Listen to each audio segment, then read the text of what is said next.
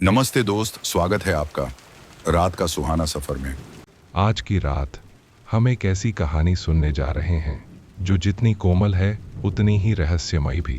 कहानी का नाम है गांव की पगली और उसका कुत्ता। वो पगली जिसे लोग हंसकर टाल देते थे, लेकिन उसके करीब जाने पर एहसास होता था कि उसकी आंखों में कोई बहुत गहरी कहानी छुपी है। एक ऐसी कहानी जिसे वह किसी से कह नहीं पाती, बस अपने कुत्ते भोलू की आंखों में पढ़ लेती थी। गांव के लोग उसे पगली कहते थे, पर रात के सन्नाटे में जब वह भोलू के साथ अकेली पगडंडी पर चलती तो हवा भी उसके कदमों की थरथराहट महसूस करती थी। कहते हैं उसके आसपास हमेशा एक परछाई रहती है, कोई जिसे वह देख सकती है पर बाकी दुनिया नहीं। और एक रात उस परछाई ने सिर्फ उसका नाम नहीं पुकारा, बल्कि उसके साथ गांव की किस्मत बदल देने वाली आहट भी लाई। यह कहानी सिर्फ डर की नहीं, बल्कि उस अनकही मोहब्बत की है जो इंसान और जानवर के बीच की सीमाओं को भी पार कर जाती है। जैसे जैसे आप कहानी में आगे बढ़ेंगे, आपका दिल भारी होता जाएगा और मन एक गहरी अदृश्य धुन में खो जाएगा। अगर ऐसी रहस्य और भावनाओं से भरी कथाएं आपको रात की खामोशी में सुकून देती हैं, तो इस चैनल को ज़रूर सब्सक्राइब करें। यहाँ हर रात एक नई कहानी आपको अपने जादुई संसार में ले जाती है। और हाँ, बताइए आप किस शहर या किस गांव से सुन रहे हैं और अभी आपकी घड़ी में क्या समय हो रहा है। आपका हर कमेंट, हर लाइक मुझे यह एहसास कराता है कि आप कहीं ना कहीं खामोशी में बैठे मेरी कहानी की इस यात्रा में मेरे साथ चल रहे हैं। तो अब रोशनी हल्की कर लीजिए, सांसें धीमी कर दीजिए और मन को शांत कर लीजिए, क्योंकि आज हम चल पड़ते हैं उस पुरानी पगडंडी की ओर, जहां एक पगली और उसका वफादार कुत्ता एक ऐसे राज के पहरेदार हैं जो पूरे गांव की नींद उड़ा देने वाला था। गांव की उस पुरानी पगडंडी पर, जहां शाम ढलते ही हवा में किसी अनकही दास्तान की खामोशी भर जाती थी, आज कुछ अलग ही बेचैनी थी। दूर खेतों की मेड़ पर खड़े बिजुके तक को महसूस हो रहा था कि इस शाम का साया बाकी शामों से भारी है। सूरज नीचे झुक रहा था, लेकिन उसकी किरणें जैसे जल्दी जल्दी भाग रही हों, मानो अंधेरा उन्हें अपने अंदर समेटने को उतावला हो। ऐसे में वह लड़की जिसे गांव वाले पगली गौरी कहते थे, धीमी चाल से पगडंडी पर चल रही थी। उसकी आंखों में किसी डरी हुई हिरनी सी घबराहट थी। कदम ऐसे जैसे हर कदम के नीचे कोई याद थरथरा रही हो। उसके पीछे उसका एकमात्र साथी, दुबला पतला काला कुत्ता भोलू, उसके हर कदम के साथ चुपचाप चल रहा था। हवा बहती रही, पत्ते उड़ते रहे, लेकिन गौरी के दिल की हलचल किसी तूफान से कम नहीं थी। गौरी कभी ऐसी नहीं थी। उसकी हंसी कभी पूरे गांव की पहचान हुआ करती थी, लेकिन आज उसकी मुस्कान जैसे किसी गहरे अंधेरे कुएं में गिरकर खो गई थी। वह चलते चलते नदी के पुरातन घाट तक पहुंची, जहां पानी शाम की परछाई में किसी दर्पण की तरह स्थिर पड़ा था। घाट पर बैठते ही उसकी आंखें भर आईं और उसके हाथ कांपते हुए भोलू के सिर पर जा टिके। जानता है भोलू, वो फिर आया था। वही आवाज, वही परछाई। उसकी टूटती आवाज में डर की ऐसी सिहरन थी कि हवा भी स्थिर हो गई। वह नदी की ओर देखती रही, मानो पानी के तल से कोई दबी हुई पुकार उसे बुला रही हो। भोलू ने जैसे ही उसकी आंखों में डर का कंपन महसूस किया, वह तुरंत उसके पास आकर बैठ गया, उसके हाथ चाटते हुए ऐसे जैसे कह रहा हो, मत डर, मैं हूं। पर भोलू की आंखों में भी एक बेचैनी थी। वह भी आज के माहौल को समझ रहा था, कुछ तो है जो सही नहीं है। गौरी की सांसें भारी थीं और उसकी आवाज डर से टूटी हुई फुसफुसाहट में बदल गई। आज उसने कहा कि वो फिर आएगा और इस बार मुझे अपने साथ ले जाएगा। उसकी बात सुनकर भोलू के कान अचानक खड़े हो गए। उसने आसपास सूंघना शुरू किया, जैसे हवा में किसी अनदेखी गंध को तलाश रहा हो। शाम की हवा जैसे एकाएक ठंडी हो गई और घाट पर अजीब सी सर्द खामोशी उतर आई। वो खामोशी जो चेतावनी जैसी लगती है। दूर कहीं परिंदों का झुंड अचानक उड़ान भरता दिखा, जैसे किसी अनहोनी का आभास हो। गौरी ने कांपते हुए अपना दुपट्टा कसकर पकड़ लिया। भोलू, क्या तू भी महसूस कर रहा है? कोई है यहाँ, कोई जो दिखाई नहीं देता लेकिन देख रहा है हर पल, हर सांस। और जैसे ही उसने इतना कहा, उसी क्षण नदी के दूसरे किनारे से एक गूंज उठी, धीमी, भारी और इतनी गहरी कि लगता था जैसे पत्थरों के भीतर से निकली हो। गौरी, इस आवाज ने गौरी के पूरे शरीर को झटके से हिला दिया। उसकी आंखें फैल गईं, होंठ कांपने लगे और दिल ऐसे धड़कने लगा जैसे छाती तोड़कर बाहर आ जाएगा। लेकिन इस बार यह आवाज केवल गौरी को ही नहीं, भोलू को भी सुनाई दी। भोलू अचानक खड़ा हुआ, दांत निकालकर हवा की ओर घूरने लगा। उसने पहली बार किसी अदृश्य चीज पर ऐसे दहाड़ मारी जैसे वह पूरी ताकत से कहना चाहता हो, पास मत आना, वो मेरी है और मैं उसे जाने नहीं दूंगा। लेकिन आवाज थमी नहीं, वह फिर आई, और भी भारी और भी नजदीक, मानो किसी अदृश्य आकृति ने अब घाट पर कदम रख लिया हो। गौरी ने डर के मारे अपनी आंखें बंद कर ली और वहीं जमीन पर बैठ गई। उसकी उंगलियां कांपते हुए मिट्टी में धंस गईं और उसके होंठ अनजाने में वही नाम दोहराने लगे। एक ऐसा नाम जिसके बारे में वह कभी बोलना नहीं चाहती थी, पर जिसकी याद उसे हर रात नोच नोच कर जगा देती थी। भोलू ने उस खाली हवा पर भौंकते भौंकते अचानक एक तीखी चीख मारी, ऐसी चीख जो उसने आज तक किसी इंसान या जानवर से नहीं सुनी थी। उसकी रीढ़ के बाल खड़े हो गए थे और उसके पंजे मिट्टी खोदने लगे, जैसे वह सामने मौजूद किसी अदृश्य ताकत को रोक रहा हो। और तभी एक अजीब सी घटना हुई।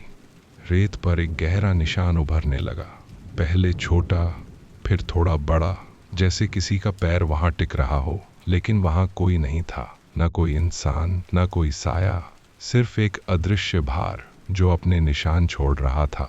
गौरी की सांसें थम गईं। वह उस निशान को देखती रह गई, जैसे वह पहचानी हुई हो, जैसे वह कदम किसी ऐसे का हो जो कभी उसका सब कुछ था और अब उसका सबसे बड़ा डर बन चुका था। भोलू ने उस निशान पर झपट मारने की कोशिश की, लेकिन जैसे किसी अदृश्य दीवार ने उसे पीछे धकेल दिया। वह पीछे जा गिरा, कांपता हुआ, पर फिर भी गुर्राता रहा, जैसे वह एक ऐसी लड़ाई लड़ रहा हो जिसे इंसान समझ भी नहीं सकता। गौरी ने कांपते होठों से कहा, तू सच में आ गया। उसकी आंखों में आंसू नहीं थे, सिर्फ डर था, ऐसा डर जिसे शब्दों में नहीं बांधा जा सकता। हवा अचानक तेज हो गई और नदी की सतह में हलचल शुरू हो गई, मानो कोई भारी चीज भीतर से ऊपर उठने की कोशिश कर रही हो। पेड़ हिलने लगे, पत्ते उड़ने लगे और पूरा घाट जैसे किसी अजनबी ऊर्जा से भर गया। उस ऊर्जा में दर्द भी था, इंतजार भी और एक क्रूर चाहत भी, जिसका निशाना सिर्फ और सिर्फ गौरी थी। भोलू उसके सामने खड़ा हो गया, जैसे कह रहा हो, अगर तुझे ले जाने आए हैं तो पहले मुझे पार करना होगा। और फिर हवा में एक तीसरी आवाज तैर गई, धीमी पर इतनी स्पष्ट कि कोई भी सुन सकता था। इस बार मैं तुम्हें लेने आया हूं और इस बार तुम्हें कोई नहीं बचा पाएगा। गौरी का शरीर एकदम ठंडा हो गया। उसकी उंगलियां भोलू के फर में कस गईं। उसके होंठ किसी तरह हिले और उसने सिर्फ इतना कहा, क्यों, आखिर क्यों?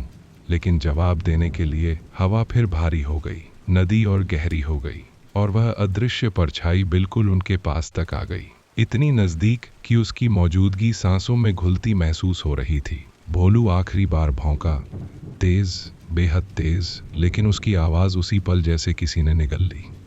और वहीं उस सुनसान घाट पर एक अदृश्य साया गौरी के ठीक पीछे खड़ा था। उसकी सांसें नहीं थीं, पर उसकी मौजूदगी किसी जीवित इंसान से भी ज्यादा भयावह थी। और गौरी के होंठ कांपते हुए बस इतना बोल पाए, भोलू, अब हम क्या करेंगे? गौरी का शरीर उस अदृश्य साए की ठंडक से सुन्न पड़ चुका था। हवा अचानक ऐसे रुक गई मानो धरती ने सांस लेना ही छोड़ दिया हो। भोलू उसके सामने खड़ा कांप रहा था, पर उसकी आंखों में डर नहीं, हठ था, एक जंग लड़ने की जिद। गौरी ने धीरे धीरे गर्दन घुमाने की कोशिश की, लेकिन जैसे उसके शरीर पर किसी और की पकड़ हो। उसका दिल धड़क रहा था, पर शरीर उसके आदेश नहीं मान रहा था। उस पल उसे ऐसा लगा जैसे किसी पुराने घाव की परतें खुल रही हों। वही आवाज, वही परछाई, वही अदृश्य कदम। गौरी वन की वही फुसफुसाहट उसके कानों के इतना करीब आई कि उसकी सांसें रुक गईं। वह जानती थी कि यह वही है, वही जिसने उसके जीवन में तूफान लाया था, वही जिसकी वजह से पूरा गांव उसे पगली कहने लगा। और अब वह एक बार फिर उसे लेने आया था। भोलू अचानक आगे झपटा, जैसे किसी ने उसके भीतर आग भर दी हो। उसकी गुर्राहट घाट की खामोशी चीरती चली गई। लेकिन जैसे ही उसने अदृश्य साय पर हमला किया, हवा में एक भयानक झटका उठा। भोलू पीछे धकेला गया, लेकिन इस बार उसने कराह नहीं निकाली। वह जितनी ताकत से दोबारा उठा, उतनी ताकत से उस साय के सामने खड़ा हो गया। भोलू की आंखों में ऐसा गुस्सा था जैसा उसने पहले कभी महसूस नहीं किया था। वह अब सिर्फ एक कुत्ता नहीं रहा था, वह एक पहरेदार था, अपनी मालकिन की आखिरी सांस तक रक्षा करने वाला। हवा में भारी गूंज उठने लगी, जैसे दो अदृश्य ताकतें एक दूसरे से भिड़ रही हों। गौरी अपनी जगह जमी हुई थी, आंखें खुली, शरीर ठंडा, मन में सिर्फ एक सवाल, आखिर यह सब कब तक? नदी का पानी अब उफनने लगा था। बिना हवा के भी उसकी लहरें किनारों से टकरा रही थीं, जैसे किसी ने पानी की गहराइयों को झकझोर दिया हो। गौरी ने घुटनों पर हाथ रखकर खुद को संभालने की कोशिश की, लेकिन जैसे ही उसने ऊपर देखा, उसे हवा में धूल का एक घूमता हुआ गुबार दिखाई दिया। पहले छोटा था, फिर बड़ा, फिर इतना बड़ा कि लगा कोई आकृति बन रही है। वह आकृति पूरी तरह दिखाई नहीं देती थी, पर उसका आकार किसी इंसान जैसा था, लंबा, दुबला और कांपते हुए साए की तरह हिलता डुलता। गौरी की आंखों में आंसू भर आए। तू क्यों आया? मैंने तो तुझसे कुछ नहीं मांगा, मुझे क्यों नहीं छोड़ देता? उसकी आवाज इतनी दर्द भरी थी कि अगर कोई इंसान सुन ले तो पत्थर भी पिघल जाए। लेकिन हवा में मौजूद वह साया सिर्फ एक लंबी ठंडी सांस की तरह उसके चारों ओर घूमता रहा।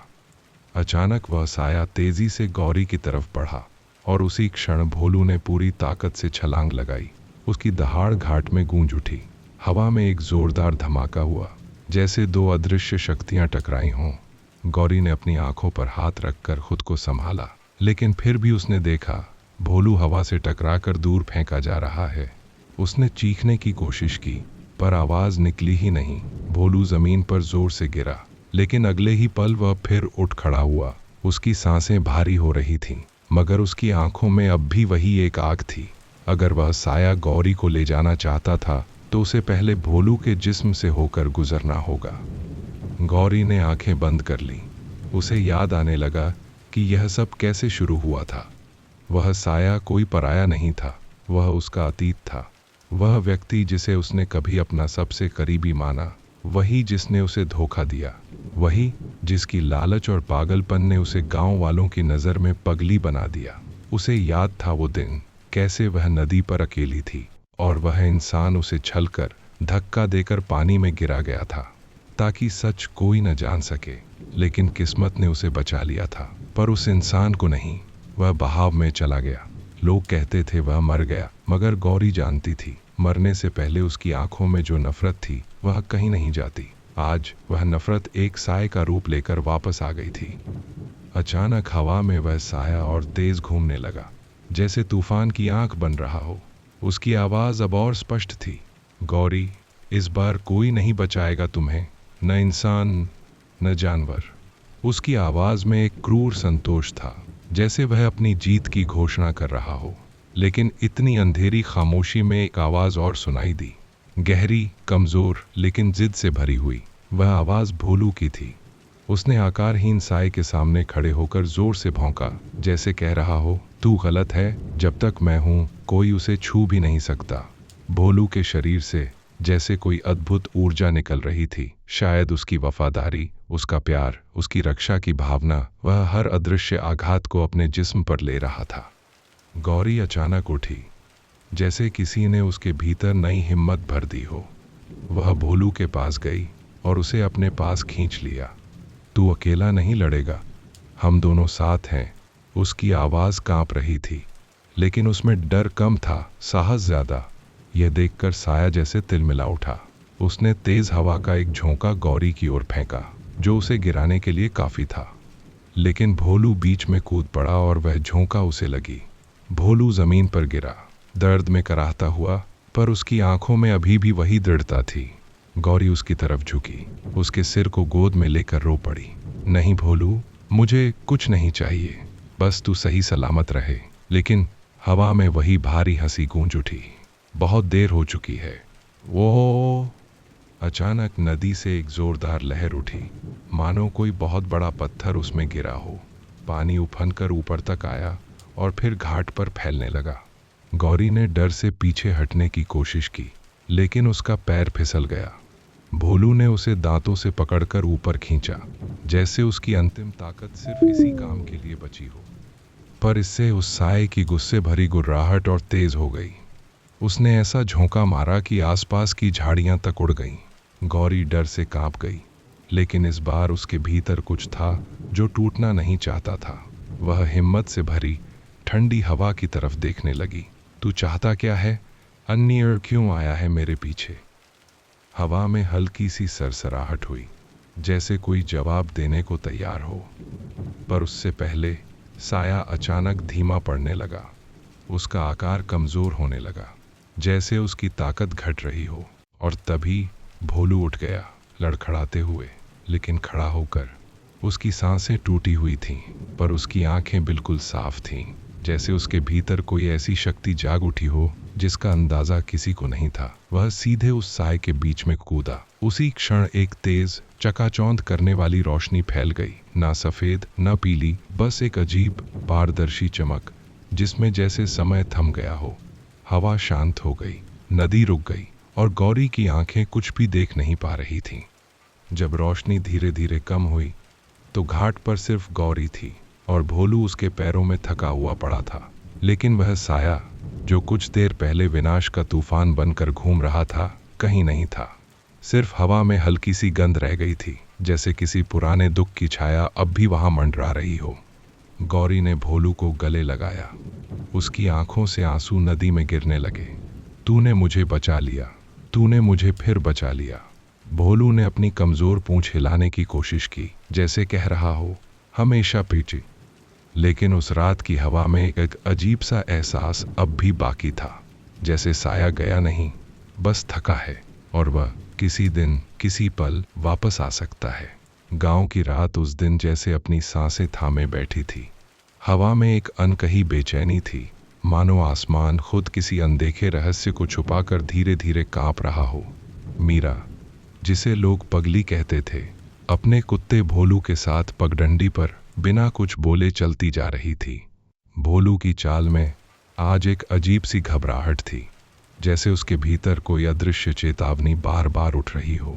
मीरा के कदम धीमे होते जा रहे थे। उसकी आंखें गहरे अंधेरे में किसी परछाई को तलाश रही थीं, जो शायद उसके आसपास कई दिनों से घूम रही थी। अचानक पत्तों के बीच धीमी धीमी आहट गूंजी, इतनी हल्की कि कोई दूसरा शायद सुन भी न पाए, पर मीरा के दिल ने उसे महसूस किया। वह रुक गई। भोलू ने भी सांस रोक ली। हवा जैसे एक पल के लिए थम गई। मीरा ने अंधेरे में झांकते हुए डर और जिज्ञासा के मेल से भरी आवाज में पूछा, कौन है? जवाब में सिर्फ सन्नाटा लौट आया, पर उस सन्नाटे में भी एक अजीब सी उपस्थिति थी, जैसे कोई वहां था, बिल्कुल पास, पर खुद को दिखाना नहीं चाहता था। गांव वाले हमेशा कहते थे कि मीरा को वह दिखता है जो किसी और को नहीं दिखता, और शायद यह बात सच भी थी। जिस दिन से मीरा ने तालाब के पास किसी अदृश्य आकृति को देखने की बात कही थी, लोग उससे दूरी बनाने लगे थे, मजाक उड़ाते, उसे पगली कहते। पर भोलू, वह कभी नहीं बदला। वह जानता था कि मीरा झूठ नहीं बोलती। आज फिर उसकी आंखों में वही पुराना डर चमक रहा था, वही बेचैनी जो कई महीनों से उसके साथ साथ चल रही थी। हर कदम पर मीरा का दिल जैसे किसी अदृश्य धड़कन से जुड़ रहा था। वह जितनी देर चलती, उतना ही महसूस होता कि कोई उसके पीछे कदम दर कदम चल रहा है। पर जैसे ही वह मुड़कर देखती, अंधेरा खाली होता, मानो परछाई खुद को वहीं में घोल लेती। भोलू बार बार हल्की गुर्राहट करता, सिर उठाकर हवा को सूंघता, जैसे वह भी उस अनदेखी उपस्थिति को महसूस कर रहा हो। जब वे पुराने बरगद के पास पहुंचे, रात ने अपने रहस्य और गहरे कर दिए। यही वह जगह थी जहां महीनों पहले मीरा ने किसी अदृश्य व्यक्ति के पास होने का एहसास किया था। आज वही एहसास फिर लौट आया था, और कहीं ज्यादा प्रबल रूप में। हवा के हर झोंके में जैसे कोई संदेश था, पत्तों की सरसराहट में मानो कोई फ्यूस फुसा रहा था। भोलू की आंखें किसी एक दिशा पर अटक गईं। वह धीरे धीरे अपनी गर्दन सिकोड़कर गुर्राने लगा। मीरा ने घबराकर भोलू के सिर पर हाथ फेरा, लेकिन उसका अपना हाथ भी कांप रहा था। उसने डरते डरते पेड़ के नीचे देखा और उसकी सांस अटक गई। मिट्टी पर पैरों के निशान थे, पर वे निशान कुछ दूरी चलने के बाद अचानक हवा में गायब हो जाते थे, जैसे कोई जमीन पर चल रहा हो और एक पल में ही हवा में विलीन हो गया हो। मीरा का दिल कांप उठा। उसे यकीन हो गया कि वह अकेली नहीं है। वह पेड़ के नीचे धीरे से बैठ गई, जैसे किसी अदृश्य शक्ति ने उसे वहीं बैठने के लिए मजबूर किया हो। हवा उसके कानों के बिल्कुल पास आकर रुकी और उसे ऐसा लगा जैसे कोई बहुत धीमी, थकी हुई आवाज उसका नाम ले रही है। मीरा पेशेवर डर से खड़ी हो गई, आंखें फैल गईं। कौन है? पर कोई जवाब नहीं, सिर्फ रात का गाढ़ा अंधेरा। लेकिन कुछ था जिससे उसकी रूह कांप रही थी। मीरा का दिल धड़कनों से भर गया। उसने भोलू को अपने पास खींचा और तभी एक सूखी टहनी ऊपर से टूटकर जमीन पर गिर पड़ी। आवाज इतनी अचानक और तेज थी कि मीरा पीछे हट गई। भोलू उछलकर आगे आया, मानो किसी अदृश्य चीज पर हमला करना चाहता हो। इसी बीच दूर मंदिर की दिशा से अचानक घंटी बजने की आवाज आई। इतनी रात को यह असंभव था। मंदिर से हमेशा सुबह आरती में ही घंटी बजती थी, पर आज आधी रात को घंटी अपने आप बज उठना किसी अनहोनी का संकेत था। मीरा की दादी की बातें उसके मन में गूंजने लगी। रात में अगर कोई घंटी खुद बजे तो समझ लेना कि कोई बेचैन आत्मा रास्ता तलाश रही है। मीरा का गला सूख गया। उसने घुटते हुए आवाज में कहा, भोलू, कुछ होने वाला है। भोलू ने कान खड़े कर लिए। उसकी पूंछ जमीन से चिपक गई। वह किसी को देख रहा था, किसी को जो मीरा को नजर नहीं आ रहा था। हवा की ठंड अब डर में बदल रही थी। मीरा ने हिम्मत करके पगडंडी पर कदम बढ़ाया, पर तभी उसे महसूस हुआ जैसे किसी ने उसके कंधे को छुआ हो, हल्का सा, लेकिन इतना सच्चा कि उसका पूरा शरीर झंझना उठा। उसने झटके से पीछे मुड़कर देखा, पर वहां कोई नहीं था। भोलू जोर से भौंका, ऐसा भौंकना जो वह सिर्फ खतरे में करता था। तभी मीरा के सामने धुंध बनने लगी, धीरे धीरे फैली और एक अस्पष्ट आकृति का रूप लेने लगी। मीरा वहीं जड़ होकर खड़ी रह गई। आकृति कुछ पल ठहरी, फिर धुएं की तरह टूटने लगी और गायब होने से पहले एक शब्द बोली, सावधान। मीरा जमीन पर बैठ गई। उसका शरीर कांप रहा था। भोलू उसके सीने से सट गया। उसके भी कांपने की आवाज सुनाई दे रही थी। दोनों एक दूसरे का डर बांट रहे थे। अचानक गांव की दिशा से किसी के चिल्लाने की आवाज आई, इतनी तेज कि रात की सारी खामोशी टूट गई।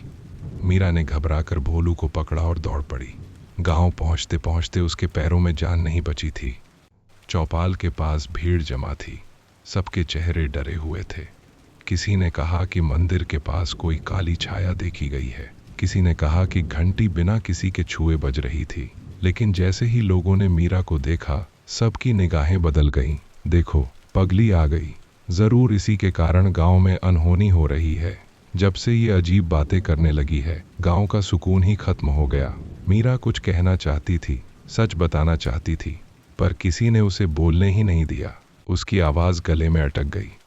लोगों के बीच खड़ी मीरा अचानक बहुत अकेली लगने लगी। इतने लोग, इतने चेहरे, लेकिन एक भी जो उसकी बात पर यकीन करे नहीं। वह सबकी नजरें खुद पर महसूस कर रही थी, जैसे वे उसे दोष दे रहे हों। इतनी भीड़ में भोलू ही एक था जो उसके सामने खड़ा हो गया, जैसे दुनिया की सारी नफरत से उसकी ढाल बन रहा हो। मीरा ने आंखें बंद की और उसके दिल में वही शब्द गूंजे, सावधान, जो उस धुंधली आकृति ने कहा था। इसका मतलब था कि कोई खतरा सचमुच गांव पर मंडरा रहा था। उसने भोलू के सिर पर हाथ फेरा और धीरे से कहा, सिर्फ तुम हो जो मुझे समझते हो। भोलू ने उसकी हथेली चाट ली, मानो उसने ये वचन स्वीकार कर लिया हो। मीरा ने भीड़ से नजर हटाई और दूर अंधेरे की ओर देखने लगी। उसे महसूस हुआ कि उसकी कहानी अभी बस शुरू हुई है। जो परछाई आज लौटी है, वह किसी कारण से लौटी है, और सच्चाई सिर्फ वही जान सकेगी, वह और उसका वफादार भोलू। मीरा भीड़ से दूर चली गई, लेकिन उसके हर कदम में भारीपन उतर आया था। रात गहरी हो चुकी थी और गांव की गलियां अब खाली थीं, मगर उस खालीपन में भी एक बेचैन धड़कन थी, जैसे कोई अदृश्य आंखें हर छत, हर खिड़की, हर कोने से उसे देख रही हों। भोलू लगातार उसके आसपास घूम रहा था, कभी आगे जाता, कभी पीछे लौटकर उसके पैरों को सूंघता, जैसे वह उसे अकेला छोड़ने की हिम्मत ही नहीं कर पा रहा था। चौपाल की आवाजें धीरे धीरे दूर होती गईं, लेकिन उन आवाजों में उठती फुसफुसाहटें मीरा के मन में अटक गईं। पगली, अशुभ, यह शब्द उसके दिल पर चोट कर रहे थे। वह बिना कुछ बोले चलती रही, पर अचानक उसके कान कुछ और सुनने लगे। बहुत हल्की, बहुत धीमी, किसी के रोने की आवाज। वह रुक गई।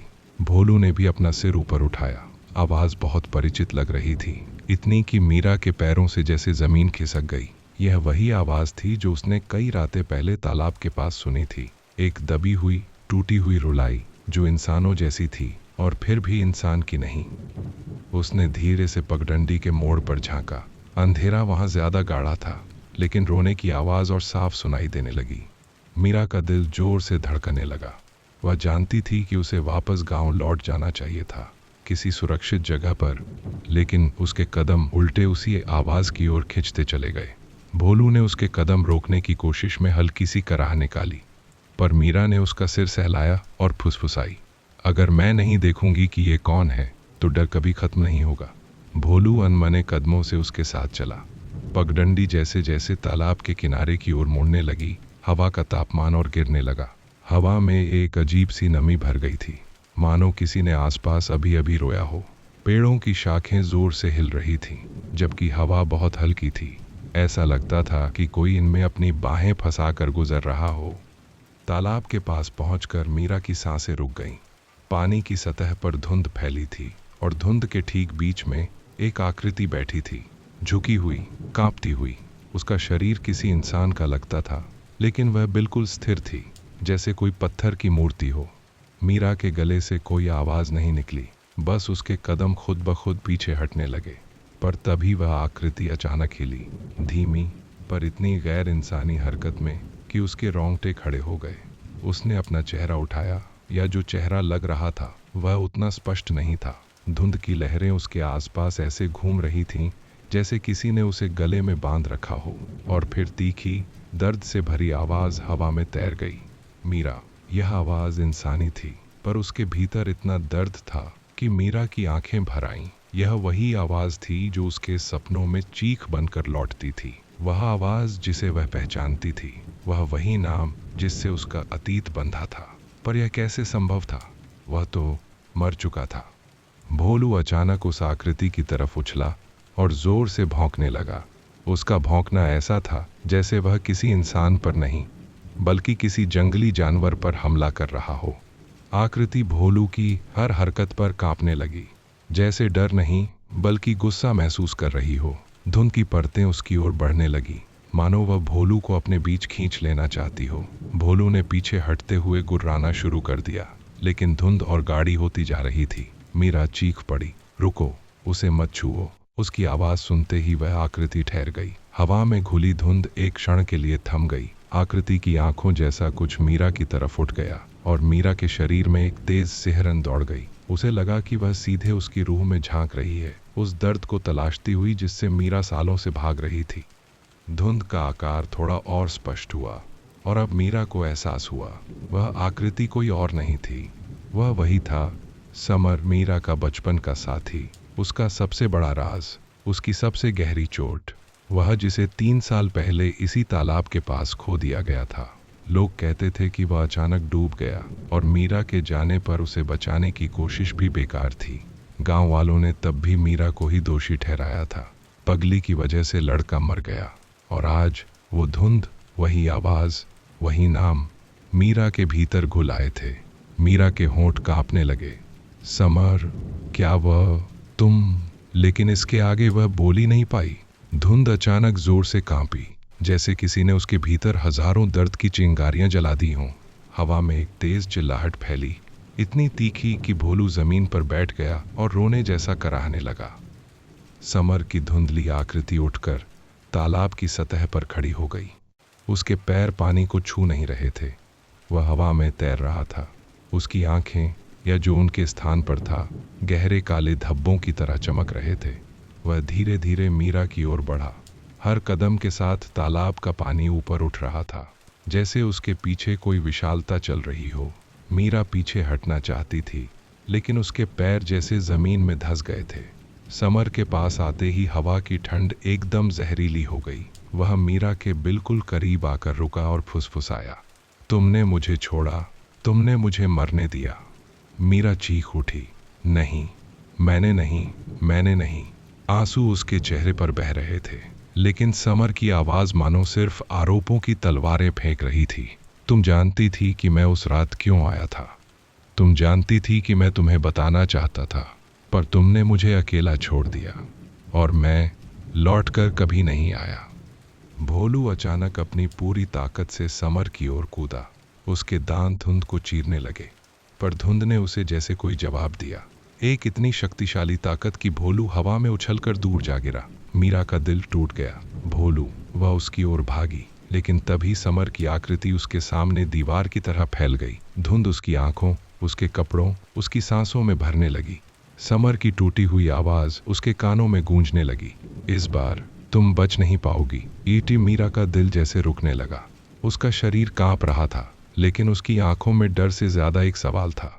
क्यों समर, तुम ऐसा क्यों कर रहे हो? अगर तुम मुझसे प्यार करते थे तो आज मुझे डराते क्यों हो?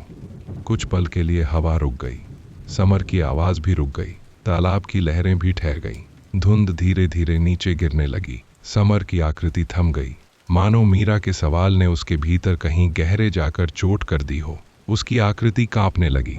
धुंध के बीच एक इंसानी चेहरा जैसा उभरा, दर्द से भरा, टूट चुका चेहरा। समर की आवाज अब उतनी कठोर नहीं थी, उसमें पुरानी यादों का कड़वा स्वाद था। क्योंकि मैं वापस नहीं जाना चाहता। जहां मैं हूं वहां अंधेरा है, अकेलापन है, और बस एक ही चेहरा है जिसे मैं हर रात खोजता हूं। तुम्हारा प्रमाप। मीरा की आंखें भर आईं। वह हाथ बढ़ाना चाहती थी, पर धुंध उसे छूने नहीं दे रही थी। समर, तुम मर गए थे, मैं क्या कर सकती थी? समर की आंखें लाल हो गईं। तुम मेरे साथ कूद सकती थी। मीरा का दिल टूट गया। भोलू दर्द में कराह रहा था, पर फिर भी उठने की कोशिश कर रहा था। समर की आकृति फिर विकराल होने लगी, और उस रात तालाब के किनारे एक इंसानी लड़की और उसके बचपन के प्यार की टूटी हुई आत्मा के बीच वह कहानी शुरू हुई, जो आने वाले दिनों में पूरे गांव को हिला देने वाली थी। मीरा कुछ कहना चाहती थी, लेकिन उसके गले से कोई शब्द बाहर ही नहीं आया। समर की धुंधली परछाई अब फिर से फैलने लगी थी, जैसे वह अपने टूटे हुए दर्द को क्रोध में बदल रहा हो। मीरा के आसपास की हवा भारी होती जा रही थी, इतनी भारी कि उसे सांस लेने में भी मुश्किल हो रही थी। उसका दिल तेजी से धड़क रहा था, पर उस धड़कन में डर कम और किसी सच्चाई का बोझ ज्यादा था। भोलू अभी भी उठने की कोशिश कर रहा था। उसकी आंखों में दर्द और वफादारी एक साथ तैर रहे थे। मीरा को उसकी हालत देखकर जैसे और साहस मिला।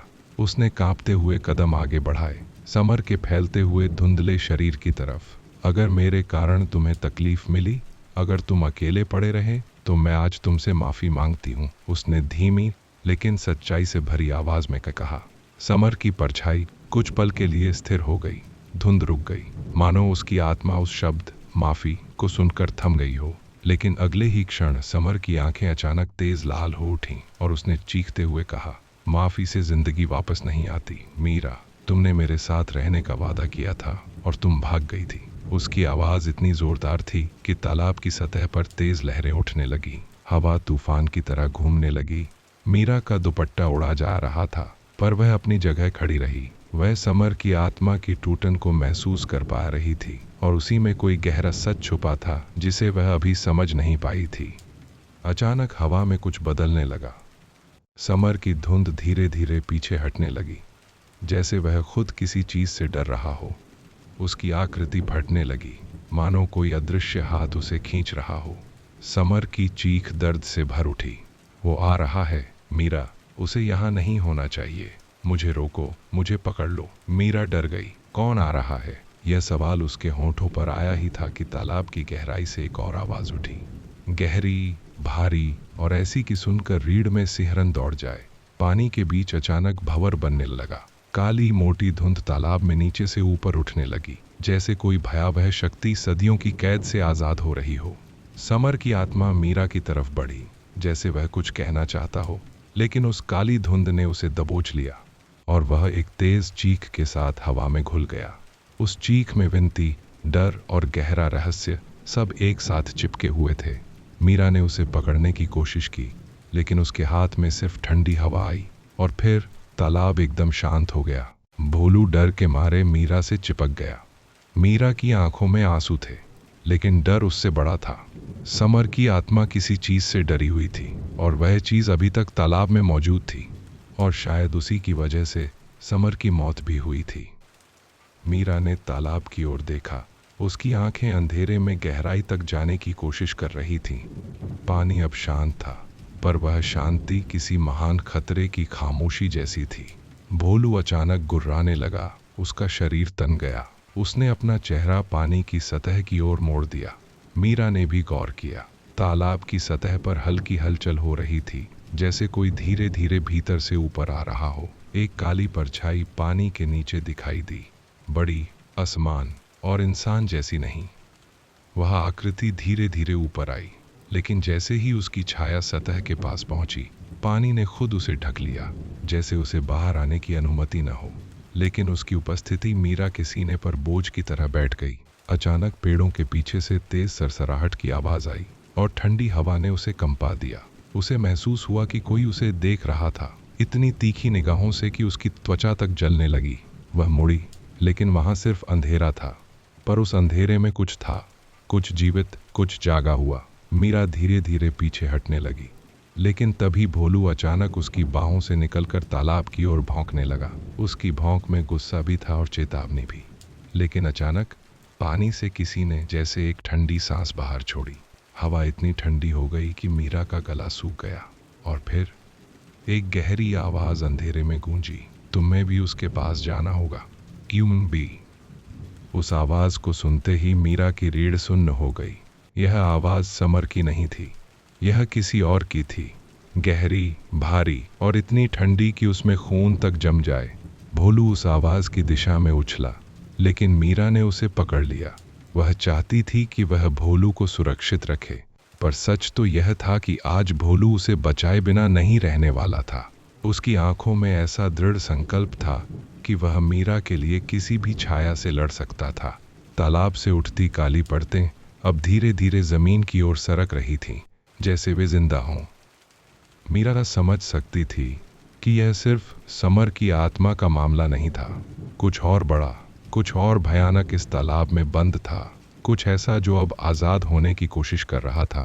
भोलू ने तेजी से मिट्टी खुरचनी शुरू की, मानो उसे जमीन के नीचे कुछ गंध मिल रही हो। मीरा ने ध्यान से देखा। मिट्टी में कोई पुराना लकड़ी का टुकड़ा झांक रहा था। उसने हाथ से मिट्टी हटाई और उसकी उंगलियां किसी ठंडी धातु से टकराईं। उसने उसे खींचा। वह एक आधा सड़ा हुआ ताबीज था, जिस पर एक इंसानी चेहरा उकेरा था, लेकिन वह चेहरा विकृत था, जैसे चिल्ला रहा हो। ताबीज को छूते ही हवा अचानक हिंसक हो उठी। पत्ते तूफान की तरह उड़ने लगे। तालाब में तेज भंवर उठ गया। भोलू डर गया, लेकिन मीरा का हाथ नहीं छोड़ा। उसी क्षण दूर से किसी इंसान के दौड़ते कदमों की आवाज आई। कोई भागता हुआ उनकी ओर आ रहा था। अंधेरे में से एक बूढ़ा आदमी निकला, गांव का पुराना पुजारी, जिसे लोग कई महीनों से बीमार समझकर घर में बंद देखते थे। लेकिन आज वह पूरी ताकत से दौड़ रहा था, जैसे उसे पता था कि तालाब पर कुछ होने वाला है। उसने मीरा को पकड़ा और ताबीज उसके हाथ से छीन लिया। उसकी आंखों में डर नहीं, घबराहट थी, जैसे कोई रहस्य अचानक खुल गया हो। उसने कांपती आवाज में कहा, तुमने इसे छू दिया? ओ भगवान, इसे कभी नहीं छूना चाहिए था। इसी ने समर को मारा था, और अब तुम इसके निशाने पर हो। ये मीरा की आवाज कांप गई। ये क्या है? पुजारी ने ताबीज को अपनी धोती में लपेटते हुए कहा, ये एक श्राप है, सदियों पुराना। इससे जिसको भी दिखाया जाए वह इसकी परछाई में जकड़ जाता है। और फिर डर में डूबकर वह रुक गया। उसकी आंखों में एक ऐसा डर था जो शब्दों में बयां नहीं हो सकता था। मीरा ने धीरे से पूछा, क्या समर डर से मरा था? पुजारी ने सिर झुका लिया। नहीं, उसे किसी ने धक्का दिया था, और वो कोई इंसान नहीं था। उसके शब्द जैसे हवा में घुल गए। आसपास का अंधेरा और गहरा हो गया। तालाब की गहराई से एक और भारी आवाज उठी, और मीरा समझ गई, अभी कहानी शुरू ही हुई है। भोलू अचानक पुजारी की ओर देखकर जोर से गुर्राने लगा, जैसे उसे कुछ गलत महसूस हो रहा हो। मीरा ने देखा, पुजारी के पैर के नीचे से मिट्टी हल्की सी हिल रही थी, ऐसा लग रहा था जैसे किसी ने नीचे से पकड़कर उसे खींचने की कोशिश की हो। पुजारी ने घबराकर अपना पैर पीछे खींचा। ये जाग रहा है, वह बुदबुदाया। जो सदियों से सो रहा था उसे किसी ने जगा दिया है और अब यह औरों को भी अपने साथ ले जाएगा। अचानक तालाब की सतह से एक लंबी काली आकृति ऊपर उठने लगी, धीरी पर इतनी भयानक कि उसमें इंसान का कोई अंश नहीं था। उसके चारों ओर धुंध थी, लेकिन उसके अंदर ऐसा अंधेरा था जो रोशनी को निगल जा रहा था। मीरा के पैरों में दर्द उठ गया, जैसे कोई जमीन के नीचे से उसकी एड़ी को पकड़ रहा हो। वह पीछे हटने लगी, लेकिन भोलू उसके सामने आ गया। उसने इतना तेज भौंकना शुरू किया कि उस भयंकर आकृति का आकार कुछ पल के लिए हिल गया, जैसे उसका ध्यान भटक गया हो। पुजारी ने चीखते हुए कहा, भागो, यहाँ से जितनी जल्दी हो सके भागो। मीरा भोलू को पकड़कर दौड़ने लगी। हवा उन्हें रोकने की कोशिश कर रही थी, लेकिन भोलू के कदम तेज थे। उसकी आंखों में सिर्फ एक बात थी, मीरा को बचाना। वे दोनों पगडंडी की तरफ भागे, लेकिन पीछे से तालाब की आवाज अब तूफान जैसी गूंज रही थी। चिल्लाहटें, फुसफुसाहटें और कुछ ऐसी आवाजें जो इंसान की समझ से बाहर थीं। मीरा ने एक बार पीछे मुड़कर देखा। वह काली आकृति तालाब के बिल्कुल किनारे पहुंच चुकी थी। उसका धुआंधार शरीर हवा में फैल रहा था, जैसे वह गांव की ओर बढ़ने वाला हो। पुजारी अब दिखाई नहीं दे रहा था। शायद वह अंधेरे में कहीं गिर गया था या किसी और कारण से गायब हो चुका था। मीरा की आंखों में डर और आंसू एक साथ भर आए। भोलू उसकी बाह को पकड़कर उसे आगे खींचता रहा।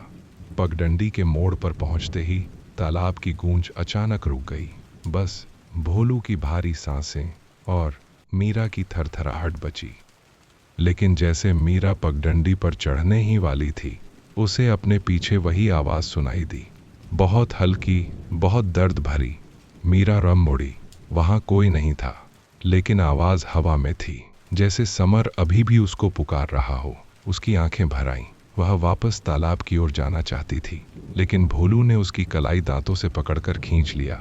वह गुर्राया, जैसे कह रहा हो, नहीं, अभी नहीं। और मीरा समझ गई, अभी उस जगह लौटना मौत को दावत देना था। भोलू उसे गांव की ओर खींचते हुए चल पड़ा, जबकि पीछे कहीं अंधेरा जागता जा रहा था। गांव की तरफ दौड़ते हुए मीरा बार बार पीछे मुड़कर देखना चाहती थी, लेकिन भोलू उसे जाने नहीं देता था। उसकी पकड़ इतनी कसी हुई थी कि लगता था जैसे वह जानता हो, अगर मीरा ने अभी एक बार भी पलट कर देखा तो वह वापस उसी अंधेरे में खिंच जाएगी जिससे वे मुश्किल से बचकर निकले थे। उसके कदम डगमगा रहे थे, दिल धड़कना भूल रहा था, पर कहीं अंदर एक हल्की सी उम्मीद जल रही थी कि शायद गांव की रोशनी उन्हें बचा लेगी। लेकिन जैसे ही वे दोनों पगडंडी से उतरकर थोड़ी खुली जगह में आए, हवा एकदम ठंडी हो गई, जैसे किसी ने अचानक पूरे जंगल की सांस खींच ली हो। मीरा ने अपनी बाजू पकड़कर खुद को गर्म रखने की कोशिश की, मगर ठंड उसकी हड्डियों में उतरती जा रही थी। भोलू ने हवा को सूंघा, उसका शरीर सख्त हो गया। वह समझ चुका था, अंधेरा उनका पीछा करते हुए यहाँ तक आ पहुंचा था। दूर कहीं एक पत्ते की खड़खड़ाहट हुई और मीरा का दिल जैसे फिर थम गया। वह धीरे धीरे पीछे हटने लगी, लेकिन उसके पैरों के नीचे कोई लकड़ी सी चीज चटकी। आवाज बेहद हल्की थी, लेकिन जंगल ने उसे कई गुना बढ़ाकर लौटा दिया।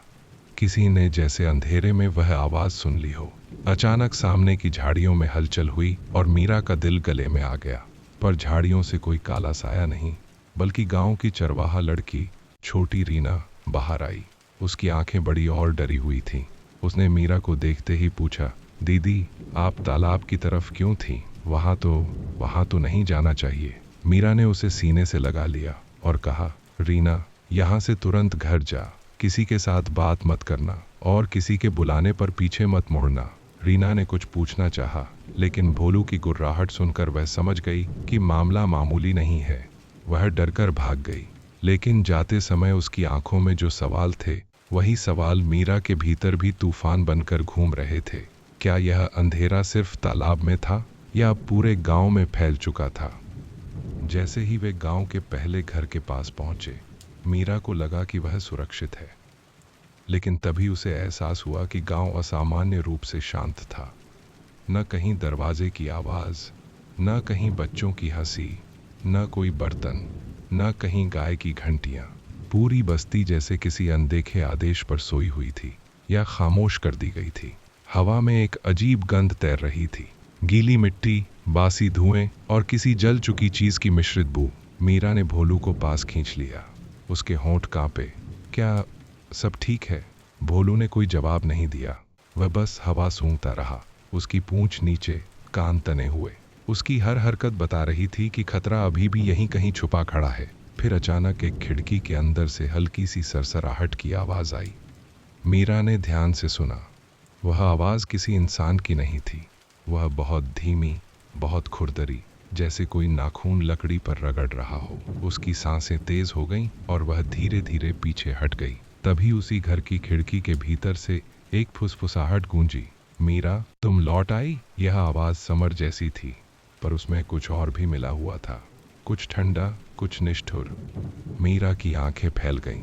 उसका मन चिल्लाना चाहता था कि यह समर नहीं हो सकता, लेकिन आवाज इतनी सटीक थी कि शरीर धोखा खाने लगा। भोलू ने खिड़की की ओर दांत निकालकर गुर्राया। अगले ही पल वह फुसफुसाहट बदल गई। तुमने मुझे क्यों छोड़ा मीरा? यह वही सवाल था जो समर की आत्मा ने तालाब में पूछा था, लेकिन यह आवाज कहीं ज्यादा भारी थी, जैसे किसी दूसरे गले से निकाली गई हो। मीरा धीरे धीरे पीछे हटने लगी। खिड़की के अंधेरे में कोई परछाई हिल रही थी, पर उसका आकार इंसान जैसा नहीं था। वह दीवारों से चिपकती हुई धीरे धीरे बाहर सरकने लगी, जैसे किसी कोने से अपनी गर्दन लंबी कर रही हो। मीरा की सांस रुक गई। उसने डर से भोलू को कसकर पकड़ लिया। भोलू भौंका, तेज, लगातार, लेकिन तभी वह खिड़की काली हो गई, जैसे भीतर की हर परछाई अचानक वापस खिंच गई हो। हवा एक बार फिर भारी हो गई और मीरा समझ गई। वह चीज उनकी आवाजें सुन सकती थी, उनकी धड़कनें महसूस कर सकती थी। अपने घर पहुंचते पहुंचते मीरा की टांगें कांप रही थीं। उसने दरवाजा धक्का देकर खोला और भोलू को अंदर खींच लिया। घर में घुसते ही उसने दरवाजा बंद कर दिया और कुंडी लगा दी, लेकिन जैसे ही उसने पलटकर देखा, उसकी रीढ़ में सिहरन दौड़ गई। उसके मिट्टी के फर्श पर पानी की गीली गीली बूंदें साफ दिखाई दे रही थीं, लंबे धुंधले पैरों के निशान जो उसके कमरे की ओर जा रहे थे। मीरा का दिमाग सुन्न पड़ गया। ये निशान उसके घर में कैसे आए? क्या कोई पहले से अंदर था? उसका सीना जोर जोर से उठने लगा। उसने मोमबत्ती जलाई। रोशनी की पीली लौ कमरे में फैली, लेकिन उसके फैलते ही दीवार पर कुछ परछाइयां और गहरी हो गई, जैसे किसी की निगाहें उन पर टिकी हों। अचानक पीछे से लकड़ी चर्राई, जैसे कोई दरवाजा धीरे धीरे खुला हो। मीरा मुड़ी, लेकिन घर में कोई दूसरा दरवाजा था ही नहीं। फिर यह आवाज किसकी थी? भोलू ने अचानक अपनी पूंछ खड़ी कर ली और फर्श के कोने की ओर देखने लगा। वह धीमी लेकिन क्रूर गुर्राहट कर रहा था। उस कोने में अंधेरा बाकी घर से ज्यादा गाढ़ा और भारी था, मानो वहां कुछ मौजूद हो जो रोशनी को अपने अंदर खींच रहा था। वह कोना जैसे जिंदा हो उठा। अंधेरे से हल्की सी चाल सुनाई दी, धीमी, खुरदरी, जैसे कोई गीली चीज जमीन पर रेंग रही हो। मीरा का दिल अब उसकी छाती में नहीं, उसके कानों में धड़क रहा था। अचानक उसी अंधेरे से धीमी आवाज आई, बहुत पास से। मीरा अम्पी वह आवाज इतनी नजदीक से थी कि मीरा की सांस ठंडी पड़ गई। उसने डर के मारे मोमबत्ती को कसकर पकड़ लिया, पर उसी पल अंधेरे में से दो छोटी सी लाल चमकें उभरी। आंखें, वे इंसानी नहीं थीं। भोलू ने बिना सोचे झपटकर भौंकना शुरू कर दिया, लेकिन जैसे ही वह कोने के पास पहुंचा, उन लाल आंखों ने उसे घूरा और भोलू पीछे की तरफ ऐसे उछला जैसे किसी ने उसे हवा में फेंक दिया हो। वह कराहता हुआ जमीन पर गिरा, पर फिर उठकर मीरा के सामने आ गया। वह चाहे कितना भी डर जाए, मीरा के बिना नहीं हटने वाला था। मीरा कांपती आवाज में बोली, कौन हो तुम? लेकिन कोई जवाब नहीं आया, सिर्फ वह अंधेरा जो धीरे धीरे उसके घर में फैल रहा था, जैसे दीवारों को अंदर खींच रहा हो। अचानक जोरदार धमाका हुआ। दरवाजा इतनी जोर से हिला कि कुंडी लगभग टूट गई। कोई बाहर से धक्का मार रहा था, तेज, गुस्से से भरा हुआ। घर की खिड़कियां हिलने लगी, मिट्टी छत से झड़ने लगी। भोलू दरवाजे पर जाकर दीवानों की तरह भौंकने लगा। मीरा ने उसे पीछे खींचा, पर वह नहीं माना। बाहर से वही भारी आवाज आई, दरवाजा खोलो, तुम नहीं बचोगी। आवाज किसी इंसान की नहीं थी। वह गाढ़ी, टूटी और अजीब तरह से खिंची हुई थी। जैसे कोई दो अलग अलग गले एक ही आवाज निकाल रहे हों। मीरा ने डर के मारे आंखें बंद कर लीं, लेकिन उसी क्षण अंदर का कोना फिर हिला। वह लाल आंखें फिर चमकी और उन आंखों के नीचे कोई चेहरा उभरने लगा। कोई पुरानी सूखी त्वचा, कोई ऐसा चेहरा जो इंसान से ज्यादा किसी भयावह छाया की तरह था। दरवाजा फिर जोर से हिला। कमरे का अंधेरा और भारी हो गया। मीरा की सांसें टूटने लगीं। बाहर और अंदर दोनों तरफ से अंधेरा उसके घर को घेर रहा था। और तभी उस कोने से एक आखिरी बात फुसफुसाई गई, धीमी लेकिन इतनी स्पष्ट कि मीरा का खून जम गया। समर अकेला नहीं मरा था। मीरा की आंखें फैल गईं। भोलू दांत निकालकर तैयार खड़ा हो गया। बाहर से आखिरी बार धमाका हुआ। उसकी ताकत इतनी तेज थी कि पूरा घर हिल उठा। खिड़कियां फटने को थीं और फिर अंधेरा एक साथ अंदर की तरफ बढ़ा। कुछ भयानक होने ही वाला था। घर की दीवारें ऐसे कांप रही थीं जैसे कोई अदृश्य तूफान उन्हें हड्डियों तक चीर देना चाहता हो। मीरा की सांसें टूट रही थीं, लेकिन उसके पैरों में जैसे किसी ने सीसा भर दिया था। वह हिल भी नहीं पा रही थी। बाहर से दनादन धक्के पड़ रहे थे और अंदर कोने का अंधेरा फैलकर फर्श की दरारों में से ऊपर चढ़ रहा था, जैसे किसी गहरी कब्र से कोई चीज रेंग कर बाहर आ रही हो। भोलू बार बार मीरा के सामने खड़ा होकर दहाड़ जैसा भौंकता, फिर पीछे हटकर गुर्राता, मानो वह बाहर के दरवाजे और अंदर के कोने दोनों से एक साथ लड़ना चाहता हो। अचानक दरवाजा एक धक्के में आधा खुल गया। लकड़ी फटकर टूटने लगी। उसी क्षण अंदर के कोने में से वह लाल आंखें पूरी तरह उभर आईं। उनके नीचे एक सूखा काला चेहरा, जिसमें आधा हिस्सा मानो पिघल चुका था। उस चेहरे ने धीरे धीरे एक भयानक मुस्कान खींची और उसके फटे होंठों से एक खुरदुरी आवाज निकली, तुम जानती भी नहीं तुम किसका इंतजार कर रही थी। मीरा का दिल सीने में फंस गया। बाहर की आवाज और तेज हो गई, दरवाजा खोलो अभी। यह आवाज किसी इंसान की तरह ऊंची थी, पर वह जानी पहचानी भी थी। मीरा का दिमाग झंझनाया। यह आवाज पुजारी की थी, पर उसने तालाब पर चीख लगाने के बाद दोबारा कोई आवाज कैसे निकाल ली? वह जिंदा भी कैसे था? मीरा ने कांपते हुए दरवाजे की तरफ देखा। दरवाजे की दरारों से एक लंबी काली उंगली अंदर घुसने की कोशिश कर रही थी। वह पुजारी की उंगली नहीं थी। मीरा ने महसूस किया कि उसका घर अब दो अलग अलग भयावह शक्तियों के बीच युद्ध का मैदान बन चुका है। एक अंदर, एक बाहर, और दोनों की नजरें सिर्फ उसी पर थीं। भीतर का काला चेहरा धीरे धीरे सामने आता जा रहा था, जैसे वह कोने से अलग होकर खुद को इंसानी आकार देने लगा हो। उसका शरीर धुएं की तरह लहराता हुआ फैल रहा था, लेकिन जैसे जैसे वह मीरा के करीब आया, उसकी शक्ल स्पष्ट होने लगी। उसके चेहरे पर उभरी आधी आकृति समर की जैसी थी। वही आंखों का गड्ढा, वही टूटे होंठों का आकार, वही अधूरी पुकार, लेकिन दूसरी आधी शक्ल किसी और चीज की थी। कुछ ऐसा जो इंसान से बहुत पुराना, बहुत गहरा और बहुत हिंसक था। मीरा के दिमाग में यादें चमक उठीं। समर की टेढ़ी मुस्कान, उसकी हंसी, उसका हाथ पकड़ना, और फिर वह रात जब मीरा अचानक उसे छोड़कर घर लौट आई थी। समर ने उसे ढूंढने की कोशिश की थी, पर वह तालाब की ओर चला गया था। और फिर एक गर्जन भरी चीख आई थी, और इसके बाद गांव वालों ने कहा था कि समर का पांव फिसला और वह डूब गया। पर मीरा अब जान चुकी थी, सच इससे कहीं काला था। उसके सामने खड़ा यह आधा समर, आधा अंधेरा राक्षस उसकी ओर बढ़कर बोला, तुमने मुझे अकेला छोड़ा था और उसने मुझे पा लिया। अब वह तुम्हें चाहता है। उसी क्षण घर का दरवाजा पूरी ताकत से खुल गया। हवा के तेज झोंके के साथ एक लंबी भयंकर काली आकृति अंदर घुसी, ठंडी, गाढ़ी और तालाब जैसी सड़ी हुई गंध लेती हुई। वह पुजारी नहीं था, वह वही काला साया था जो तालाब से उठकर आया था। अब उसने अपना असली रूप ले लिया था। एक लंबा विकृत शरीर, नाखूनों जैसे लंबे हाथ और चेहरा जिसमें कई आत्माओं की चीखें उभरी हुई थीं। उसने अंदर के अंधेरे को देखते ही दहाड़ मारी और दोनों परछाइयां घर के भीतर एक दूसरे की तरफ लपकी, जैसे वे दोनों मीरा को पाने के लिए एक दूसरे से लड़ने को तैयार हों। अचानक घर के अंदर चीखों और फुसफुसाहटों का तूफान उठ गया। वह दोनों अंधेरे रूप एक दूसरे पर टूट पड़े। दीवारें थरथराने लगी, मिट्टी की छोटी छोटी दरारें टूटकर गिरने लगी। धुएं की घुमन और टूटती रोशनी के बीच ऐसा लग रहा था जैसे दो पुरानी आत्माएं सदियों के बंधन से आजाद होकर अपनी असल लड़ाई लड़ रही हों। भोलू इस अफरा तफरी में भी मीरा को छोड़ने को तैयार नहीं था। वह उसके सामने चक्कर काटते हुए गुर्राता रहा, कभी दरवाजे की तरफ देखकर भौंकता, कभी कोने की तरफ। कमरे की हवा इतनी भारी हो गई थी कि मीरा को सांस लेना तक मुश्किल हो रहा था। उसने खुद को दीवार के पास संभाला, पर तभी दोनों परछाइयों के बीच से एक जोरदार कंपन उठा जो घर की छत तक गूंज गया। वह तालाब से आए साय की दहाड़ थी। उसकी ओर से एक फुसफुसाहट निकली, तुम्हें भी मेरे साथ नीचे आना होगा। जैसे वह आया था वह समर था। अंधेरा उसके आधे चेहरे से बहता हुआ अंदर के धुएं वाले साय की ओर बढ़ा। धुएं वाला साया चीख पड़ा।